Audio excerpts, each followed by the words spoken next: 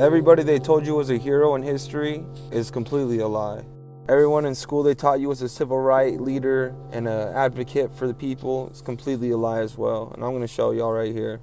This video has nothing to do with race. It has to do with good versus evil. This has to do with bloodline wars and the serpent seed. Freebuildery was deeply embedded in the King's family, with MLK's father and grandfather being active members. MLK Jr., not a builder, despite his family's involvement and his own potential for joining as suggested by the builder leaders. Dr. King never became a freebuilder. But y'all got to pay attention and read between the lines. Prince Hall Lodge was a key institution for black professionals, ministers, and leaders in Atlanta, serving as a hub for community action. 33rd degree. While his father received the 33rd degree, specific confirmation for his grandfather, A.D. Williams, isn't as clear in available records, though he was a prominent builder. Again, got nothing to do with race. I don't want no one over here thinking I'm coming just at MLK. I'm coming at all the free builders. You could be black, white, yellow, purple. I don't care what color you are. If you're a builder, I'm coming after you. Now, this is the Prince Hall Grand Lodge that he was very affiliated with. He had multiple meetings here. His dad and grandpa were very affiliated with this lodge. And just look at the address real quick. 33033 Auburn Avenue, Northeast Atlanta, Georgia. And look at the zip code, 30303. How many stars did the dragon's tail hit out the sky? 1/3. Go do 1/3 in your calculator. 1 divided by 3. And that's 0.333. You can't make this up. Bowen, who was a 33-degree Mason of the Prince Hall Lodge, said joining a lodge was a rite of passage for black professionals. Most of the ministers of Auburn Avenue at the time were builders. So were the most prominent doctors and lawyers, he said. You don't say. The Builder Lodge was where you got stuff done. You don't say. Freebuildery was also in MLK Jr.'s family. King's father, Martin Luther King Sr., was a free builder, and so was his grandfather, Rev. A.D. Williams, as we said. Many of his closest associates, Andy Young, Julian Bond, Hosea Williams, and John Lewis, were all free builders. This is their sign outside of there, Prince Hall with the free builder sign, free and accepted builders. Now in Hebrew, Melech, king, and Molech, the deity, are spelled the same, MLK, but the vocalization and context differentiate them. Melech, king, uses standard vowel points for king, while Molech uses different vowels like Moloch, derived from the Bosheth, shame, to condemn the pagan practice, essentially a vocalized insult to the Canaanite god. I'm going to get back to the topic on the spelling, but give me a second. Though King was never made a free builder, Ed Bowen, a 33-degree free builder and former legal advisor to the Prince Hall Builder Temple on Auburn Avenue, believes it would have only been a matter of time before Dr. King became one if he had lived. Though King never became a full-fledged freebuilder, Bowen said he thinks King already embodied the spirit of freebuildery. Of course he did. Everything it means to be a builder, he was doing all along, setting a good moral example, charitable work, being a good citizen. He was already doing that, Bowen said. He already represented what was the best in character of a man. Now back to the Canaanite god, Moloch, spelt with MLK also. You can see this right here, the common Hebrew spellings for Moloch, Melech, Moloch. And then there's also the Ammonite national god often identified with Moloch, called Milcom and Malcolm. And the Mesopotamian deity linked to the underworld, Malik. And Baal, sometimes equated with Moloch, though it was a general term for Lord.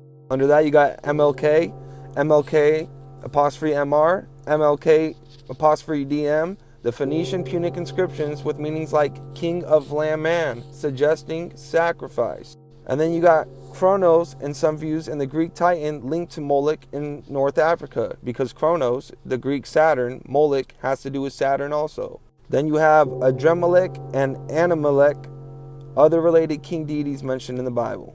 Yes, based on numerous ancient texts, archaeological finds, the deity Moloch is strongly associated with the practice of children sacrifice in ancient Canaanite and Phoenician cultures, including at times by some Israelites, because they really indoctrinate the Israelites to do this stuff.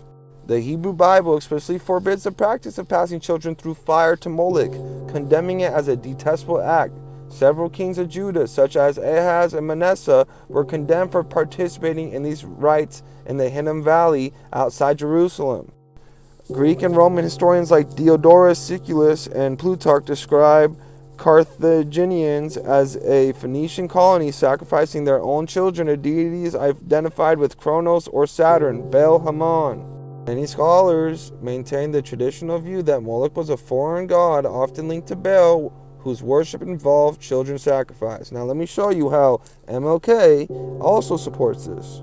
Yes, MLK strongly supported birth control, viewing it as essential for responsible motherhood, women's liberation, and family planning. He publicly endorsed Planned Parenthood, even receiving their Margaret Sanger Award in 1966 for his advocacy.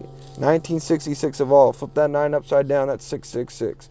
He saw contraceptions as a means for women to make informed choices about family size, moving beyond being just as breeding machines and enabling a higher quality of life. In his 1966 acceptance speech word at the Margaret Sanger's Award, he linked family planning to human rights and inequality, stating, "There is nothing in the gospel of Jesus that condemns the control of fertility." What is he talking about? Jeremiah 1:5, "Before I formed thee in the belly, I knew thee, and before thou camest forth out the womb, I sanctified thee, and I ordained thee a prophet unto the nations. For thou hast possessed my reins, thou hast covered me in my mother's womb. I will praise thee, for I am fearfully and wonderfully made. Marvelous are thy works, and that my soul knoweth right well. My substance was not hid from thee when I was made in secret, and curiously wrought in the lowest parts of the earth." King saw overpopulation as a global problem and supported family planning as a solution, linking it to human rights and liberation. He connected reproductive rights with civil rights movements, viewing control over reproduction as an essential for women's freedom. He called unplanned pregnancies a cruel evil, needing urgent control, suggesting a desire for solutions beyond just abortion. King praised Margaret Sanger for exposing truths about reproductive health, indicating support for her work with Planned Parenthood. Again, MLK, the same way it's spelled in the Bible, that goes to Moloch. Yes, based on numerous ancient texts and archaeological findings, the deity Moloch is strongly associated with the practice of children's sacrifice in ancient Canaanite and Phoenician cultures, including at times by some Israelites. It's the same thing, nothing new under the sun. It's rebranding of the same wicked, done by the same freebuilders who go all the way back to Cain. And Prince Hall is where he, his dad, and his granddad all were really affiliated with, of all places. His 33rd degree dad. And he used this building for many things. Yes, MLK Jr. had significant connection to Prince Hall Temple in Atlanta and served as the headquarters for the SCLC and housed his office. Although MLK Jr. himself was not a builder, his father and grandfather were, and the lodge provided a vital meeting place for civil rights organizations and a base for his work. Wake up, people.